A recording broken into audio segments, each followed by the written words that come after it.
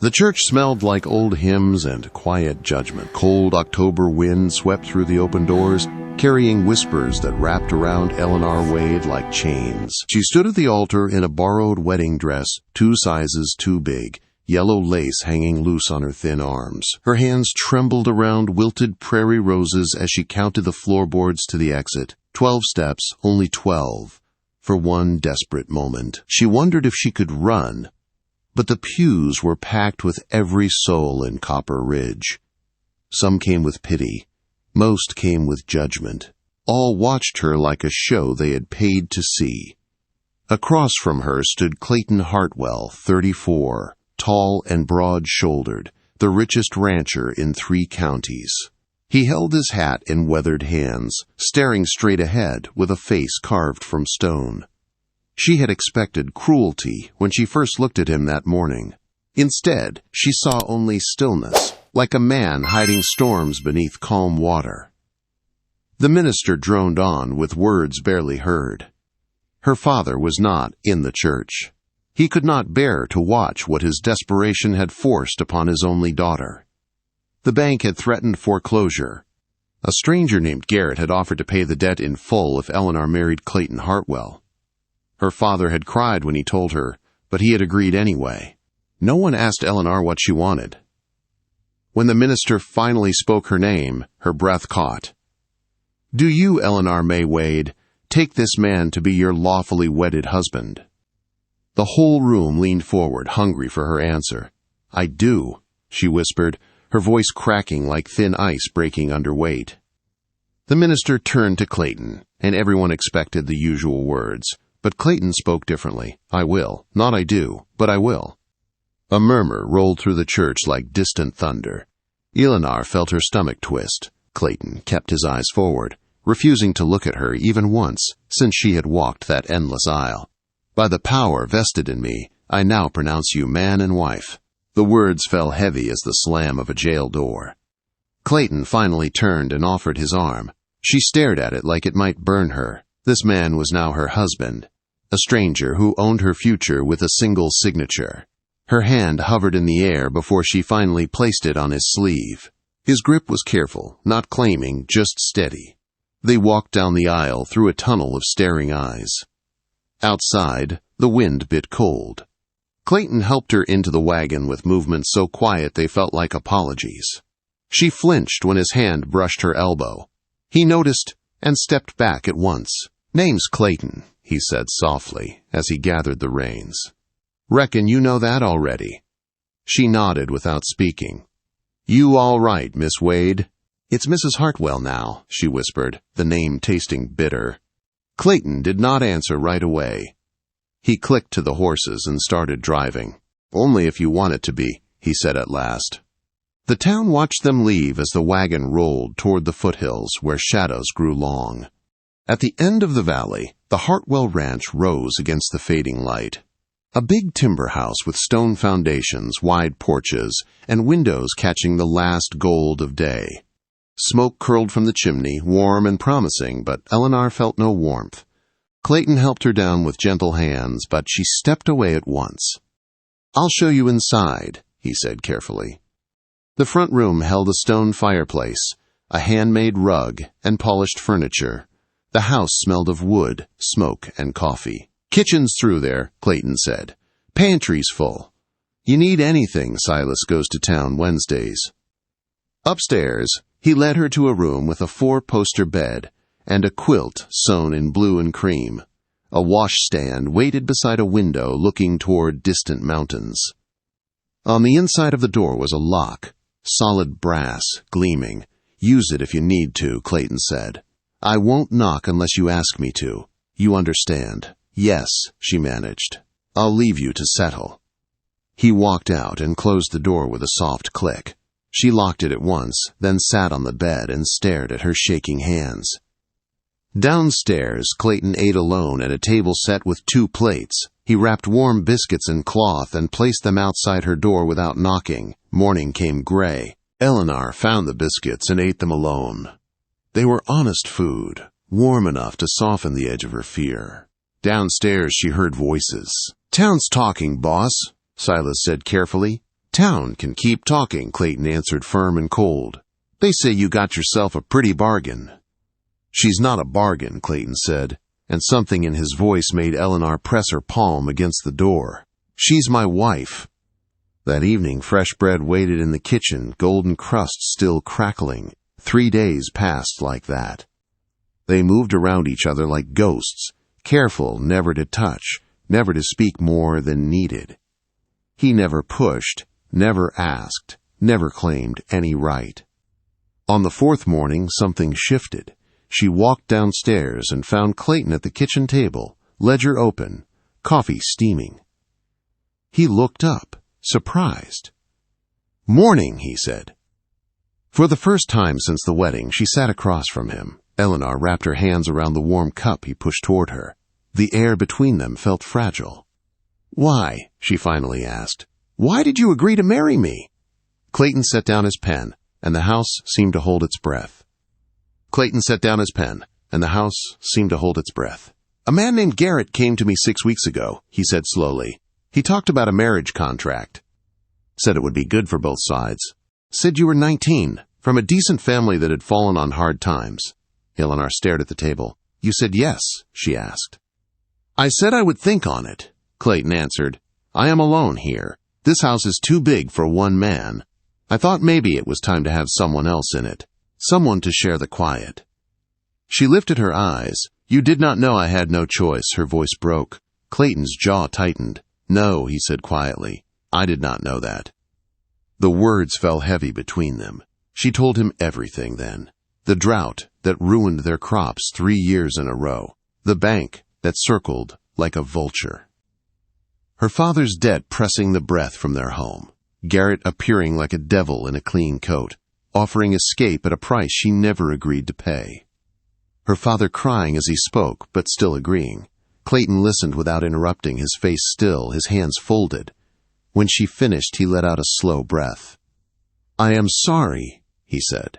"I thought it was mutual. Practical. When I saw your face at the altar, I understood. Too late, but I understood." Eleanor studied him, searching for cruelty, for anger. She found neither. "So you married me anyway," she said. "I did," he replied. "And I meant what I said. I will. I will try every day to make this right. You are my wife, but that does not mean I own you." Something inside her loosened, just a little. Before she could speak, a knock sounded at the door. A boy stood outside and handed Clayton an envelope. "From the church," he said. Clayton read it, his jaw hardening. He tossed it straight into the fire. "What was that?" Eleanor asked. "An invitation," he said. "They want to throw a welcome reception for you on Sunday. Do we have to go?" she asked. "We are not going," Clayton said without hesitation. That night, Eleanor left her bedroom door cracked open for the first time. Not wide, just enough for lamplight to spill into the hall. Clayton paused when he saw it, but said nothing. The next morning, fresh bread waited on the table, warm and whole. 2 weeks passed like that. They found a rhythm without planning to. Clayton rose before dawn. Eleanor learned the sound of his boots. She learned to bake bread without burning it. She patched his favorite shirt where the seam had split. They spoke a little more each day, careful, honest words. One clear morning, Clayton asked if she wanted to learn to ride. Fear tightened her ribs, but she nodded. He brought out a chestnut mare with soft eyes named Clementine. He showed her how to hold the reins, how to sit, how to guide without forcing. His hands brushed hers only when needed, when the mare shifted beneath her, steady and warm. Eleanor laughed. It surprised them both. Clayton smiled, and the smile changed his whole face. On Wednesday, they rode into town for supplies. Copper Ridge watched from windows and doorways. Women whispered behind gloves. Men smirked. Clayton walked beside her like a wall. Inside the general store, Mrs. Hawkins weighed flour without meeting Eleanor's eyes. Outside, a drunk cowboy leaned against a post, grinning. "Well now," he said. "How's married life, Mrs. Hartwell? That old rancher treat you gentle?" Shame burned her chest. Before she could speak, Clayton stepped forward, his voice low and calm. You got something to say, you say it to me. The grin faded. Didn't mean nothing, the man muttered. Then say nothing, Clayton replied. Back at the wagon, Eleanor stared at her hands. I am sorry, she whispered. For what? Clayton asked. For the gossip. For how they look at you now. They can look all they want, he said. What matters is, you are here. You are safe. She studied him, the set of his jaw, the way he held the reins steady. Thank you, she said. That evening she found him in the yard planting bulbs. What are those? He asked. Tulips, she said. For spring. You think you will still be here come spring? He asked. She looked up. Yes, I think I will. Something quiet passed between them in the golden light. November came sharp and cold. One night, Eleanor woke and saw a lamp glowing on the porch. Clayton stood outside, holding a photograph. The next night, she went down and sat beside him. He showed it to her. A woman with kind eyes holding a baby. Mary, he said, my wife, and our son Jacob. Fever took them 5 years ago. I am sorry, Eleanor whispered. I am too, he said, every day. He looked at her then. Loving them does not mean I stop living. It does not mean I cannot care for someone else. The cold drove them inside. They sat near the fire, quiet and close. A week later, another invitation came, one Clayton could not burn. The church social. Every woman was expected to attend. Eleanor agreed, tired of hiding. Sunday morning came bright and cold. Clayton waited by the door. You do not have to do this, he said. I know, she answered. But I need to. The church parlor smelled of tea and false smiles. Women gathered in tight circles. Every voice dropped when Eleanor entered. Mrs. Dalton stepped forward, her smile sharp. So tell us, she said, how does it feel to be bought like livestock? Another woman laughed. At least Hartwell paid well. Your father got a good price. Something broke inside Eleanor, clean and clear. She stood, her chair scraping loud. My father was desperate, she said. Your husbands would have let us starve and called it business. Do not judge me for surviving. Silence fell. Eleanor walked out, head high, tears burning, but not falling.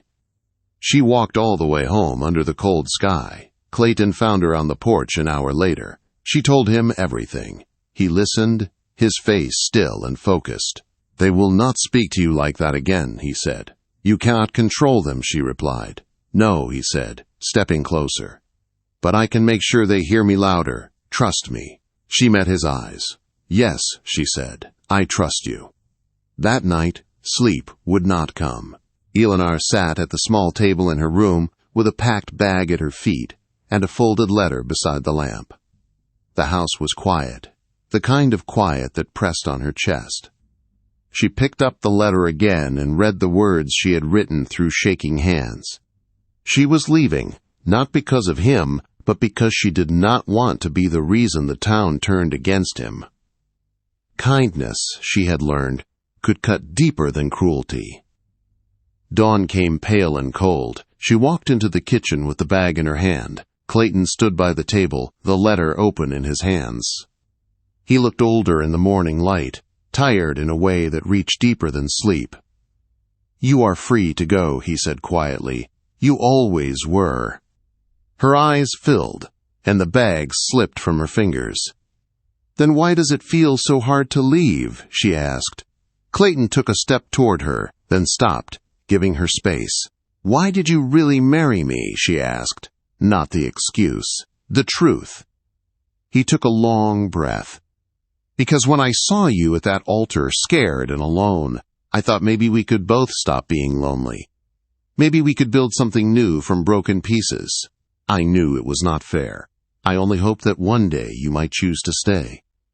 Eleanor felt the choice settle in her chest, heavy and calm all at once. She bent, picked up the bag, carried it back to her room, and unpacked every last thing. When she returned, she placed the crumpled letter in his hands. I choose you, she said. I choose us. Relief crossed his face, quiet and real. Then let me do something for us, he said. You will see on Sunday, she nodded. I trust you. The week passed quickly. Clayton rode into town twice, returned with papers, met with men whose names Eleanor did not know. She asked no questions. Sunday morning arrived bright and sharp. They sat together in the front pew, every eye in Copper Ridge fixed on them. Before the minister could begin, Clayton stood. "With your permission, Reverend, I would like to speak." The church went silent. "Most of you know how Eleanor came to me," he said. "Some of you think I bought her. You are wrong." He held up a paper. "What I paid was her father's debt. $800 to save their farm. What I gave Eleanor was a choice. Yesterday I signed over 200 acres of my ranch to her. Water rights, grazing rights, timber rights. The land is hers alone." Gasps filled the room. "She can leave any time she wants," Clayton continued. "She can sell it, work it, or burn the deed. She is not my property. She is my partner. I expect her to be treated with respect." He sat and took her hand in front of everyone. Eleanor stood, her knees trembling, her voice steady. "I stay because I want to," she said. "I was given dignity when I had none. I choose this man. Every day I choose him." Silence held. Then an old woman rose slowly. "I was wrong," she said, "about both of you." Others nodded. Some looked ashamed. It did not matter anymore. Outside, sunlight spilled over the steps. "You gave me land," Eleanor whispered. "I gave you freedom," Clayton replied. She kissed his cheek, and they walked home together. Spring came early. Tulips bloomed bright against the thawing earth. Eleanor planted apple trees that would take years to bear fruit. Clayton watched from the fence. "Those will take time," he said. She smiled.